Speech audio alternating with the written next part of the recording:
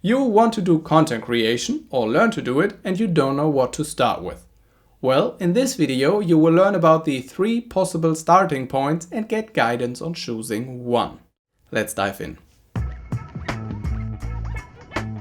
A blog, a podcast and a YouTube channel. Many content creators have all of these and make it look easy. But being active and successful on multiple platforms is a lot of work. On top of that, there is social media and your newsletter and the free ebook or crash course to get people to sign up for your newsletter. After all, the goal is to build an audience, right? If you agree, give this video a thumbs up right away, and if you don't agree, subscribe to this channel and I will convince you another time. As important it is to have a goal in mind, it's just as important to get off to a good start. How do you do that? The answer is surprisingly simple. And well, since a picture is worth 1,000 words, look at this. What do you see here? A train, exactly. The more cars, the more passengers.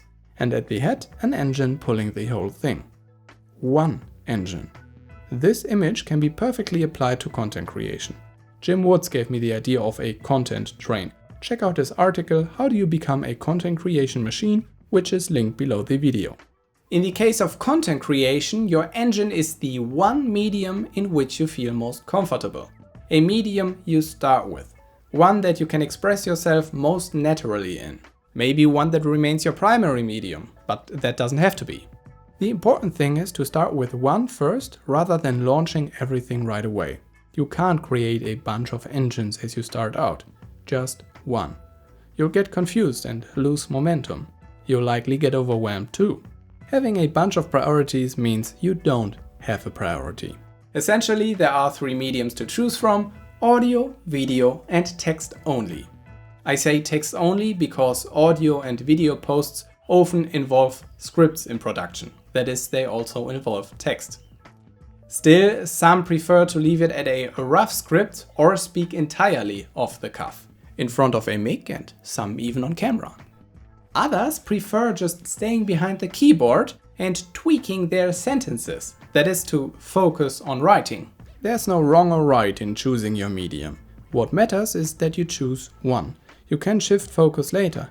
You'll definitely add more media later. As a content creator, you're probably going to go multimedia one way or another. But the path to that starts with a single medium. Now, without overthinking it, what would be your choice? For me it was text. I've always loved to write and I've always written a lot. Even as a kid I wrote these notebooks full of stories about rabbits and their adventures and stuff. This one is titled The Curious Creature. I'm translating. Once upon a time there were a boy and a girl. The girl's name was Inga and the boy was called Thorsten.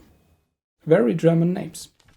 There's even a picture of a computer as they looked back then. As soon as the internet came along, I discovered chats and emails as the best form of communication for me, always feeling most comfortable with that. And then it seemed just an obvious thought to me to keep some kind of online diary, those things that were eventually called blogs. Today, when it comes to content creation, the choice of a medium goes hand in hand with the choice of a certain form of medium, and thus a certain way to start content creation.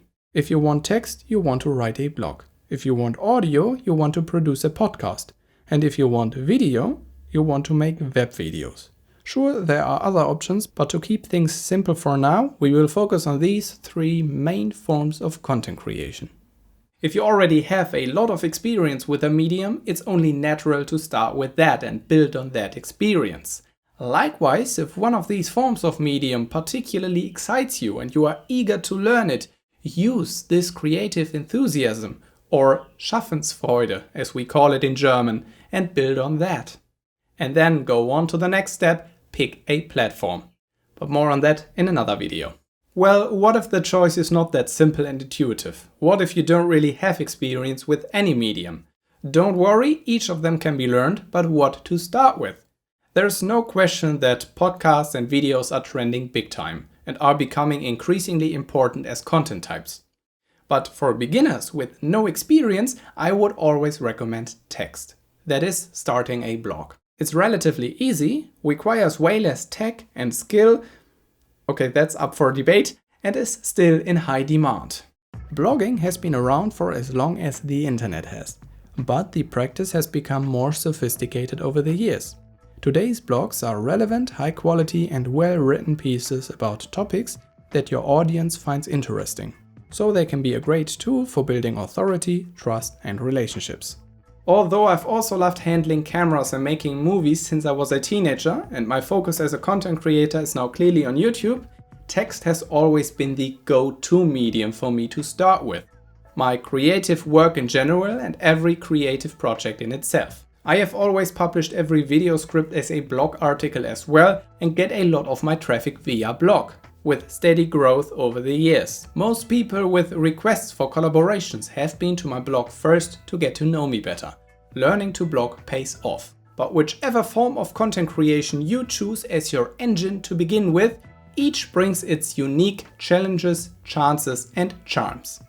I'm looking forward to taking a closer look at each of them and going through the journey from a humble beginning to a successful online presence together with you step by step in future videos. If this video helped you, again feel free to give it a thumbs up, and if you still haven't, subscribe to this channel. Thanks for watching and see you next time.